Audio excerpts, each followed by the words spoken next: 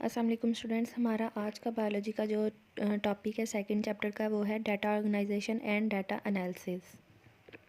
Data organisation क्या है कि जब कोई साइंटिस्ट कोई बायोलॉजिकल प्रॉब्लम सॉल्व कर रहा हो तो वो जब उसमें ऑब्जर्वेशंस करता है, कोई एक्सपेरिमेंट्स करता है, तो उसको जो डाटा कलेक्ट होता है वो उसको कैसे ऑर्गेनाइज़ करता है उस डाटा को। इसमें डाटा ऑर्गेनाइजेशन में हमने ये पढ़ना है कि साइंटिस्ट को या कोई भी रिसर्चर अपने डाटा को कैसे ऑर्गेनाइज़ करता है। Data organization and data analysis are important steps in the biological method. Data can be defined as a single piece of information such as names, dates or values made from observation and experimentation. वो कह रहे हैं कि data को हम ऐसे information के तौर पे डिफ़ाइन कर सकते हैं जैसे कि नाम, डेट या कोई भी वैल्यू हो जो किसी साइंटिस्ट ने ऑब्जर्वेशन या एक्सपेरिमेंट से कलेक्ट की हो।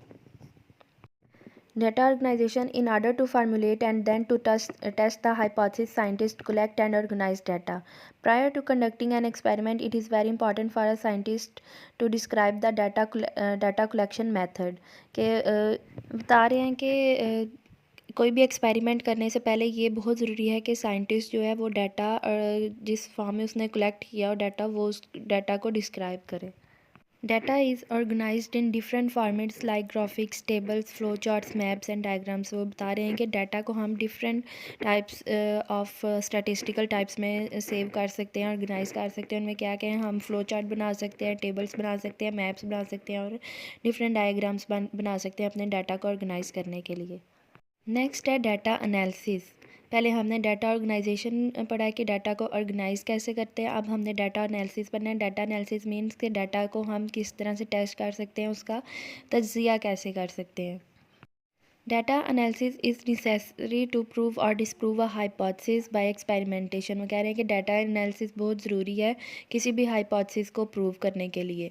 It is done through application of statistical methods that is ratio and proportion. वो कह रहे हैं कि ये जो डाटा एनालिसिस है ये दो मेथड से होती है जो रेशो और प्रोपोर्शन है।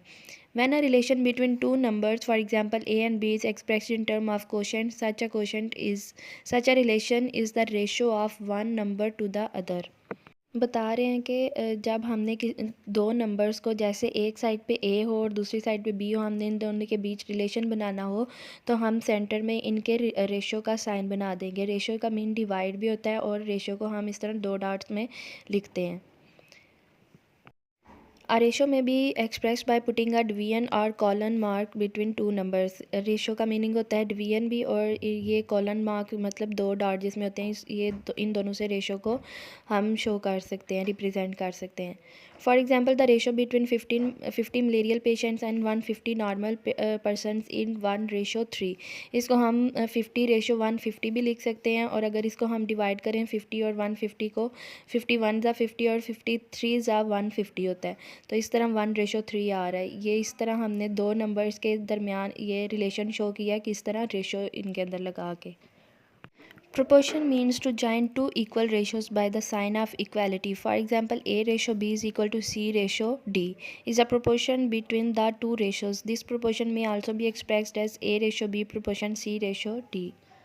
आगे वो बता रहे हैं कि प्रोपोर्शन क्या होता है। प्रोपोर्शन एक ऐसा साइन होता है, एक ऐसा रिलेशन होता है जो कि दो रेशोज़ को आपस में इकट्ठा करता है। जैसे ये आगे बताया है उन्होंने ना, ये जो एग्जांपल दी हुई है ए रेशो बी प्रोपोर्शन सी रेशो डी, इस तरह से उन्होंने दो रेशोज़ को आपस में इकट्ठा किया, एक रिलेशन बनाया है।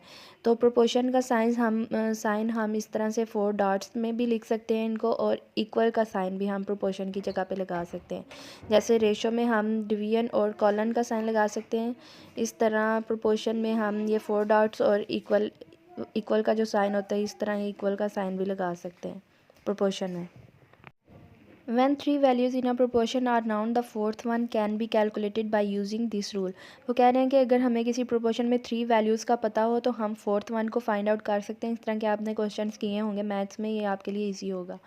For example, a biologist can calculate how many birds would get malaria when he allows infected mosquitoes bite 100 healthy sparrows. अगर हमारे पास 100 healthy sparrows हैं, in the previous experiment he noted that when he allowed mosquitoes to bite 20 sparrows हैं healthy, 14 out of them got malaria. उन्होंने बताया कि हमारे पास अगर 100 healthy sparrows हों और 20 को हमने बाइट करवाया हो तो उसमें से कितनी को मलेरिया हुआ था। 14 स्पैरोज़ थी जिनको मलेरिया हुआ था। Now he uses the proportion rule. अब यहाँ पे हमें थ्री वैल्यूज़ उन्होंने दी हैं, एक 100 है, एक 20 है और 14। हमने प्रोपोर्शन का रूल यूज़ करके फोर्थ वन जो हमारे पास एक्स एज अ एक्स है उसको हमने फाइंड आउट करना है। आगे नीचे देखें, एक्स रेशो 100 प्रोपोर्शन 14 रेशो 20।